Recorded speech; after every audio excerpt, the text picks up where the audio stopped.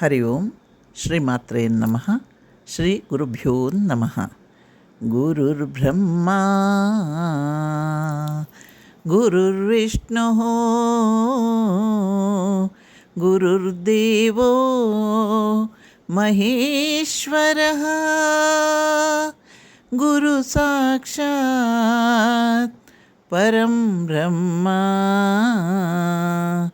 ತಸ್ಮೈ ಶ್ರೀ ಗುರವೇ ನಮಃ. ನರಸೋಬಾವಾಡಿ ಇದು ಮಹಾರಾಷ್ಟ್ರದ ಕೊಲ್ಹಾಪುರ ಜಿಲ್ಲೆಯ ಶಿರೋಲ್ ತಾಲೂಕಿನಲ್ಲಿ ಕೃಷ್ಣಾ ಮತ್ತು ಪಂಚಗಂಗಾ ನದಿಗಳ ಸಂಗಮದ ಬಳಿ ಇರುವ ಪ್ರಸಿದ್ಧ ನರಸೋಬಾವಾಡಿ ಕ್ಷೇತ್ರವು ದತ್ತ ಸಂಪ್ರದಾಯದ ಪರಮ ಪವಿತ್ರ ಸ್ಥಳವಾಗಿದೆ. ಭಗವಾನ್ ದತ್ತಾತ್ರೇಯರ ಪೂರ್ಣಾವತಾರವಾದ ಶ್ರೀ ನರಸಿಂಹ ಸರಸ್ವತಿ ಸ್ವಾಮಿಗಳು ಇಲ್ಲಿ 12 ವರ್ಷಗಳ ಕಾಲ ನೆಲೆಸಿ ಭಕ್ತರನ್ನು ಅನುಗ್ರಹಿಸಿದ್ದಾರೆ. ಸ್ವಾಮಿಗಳು ಗಣಗಾಪುರಕ್ಕೆ ತೆರಳುವ ಮುನ್ನ ತಮ್ಮ ದಿವ್ಯ ಪಾದುಕೆಗಳನ್ನು ನದಿಯ ದಡದಲ್ಲಿ ಸ್ಥಾಪಿಸಿದರು.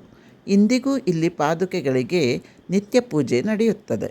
ಇದು ಕೃಷ್ಣಾ ಮತ್ತು ಪಂಚಗಂಗಾ ನದಿಗಳು ಸೇರುವ ಅಪರೂಪದ ಸಂಗಮ ಸ್ಥಳವಾಗಿದೆ.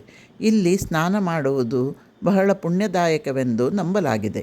ಇಲ್ಲಿ ಶ್ರೀ ನರಸಿಂಹ ಸರಸ್ವತಿ ದೇವಸ್ಥಾನವಿದ್ದು ಪ್ರತಿ ಶನಿವಾರ ಸ್ವಾಮಿ ವಿಶೇಷ ಪಲ್ಲಕ್ಕಿ ಉತ್ಸವ ನಡೆಯುತ್ತದೆ.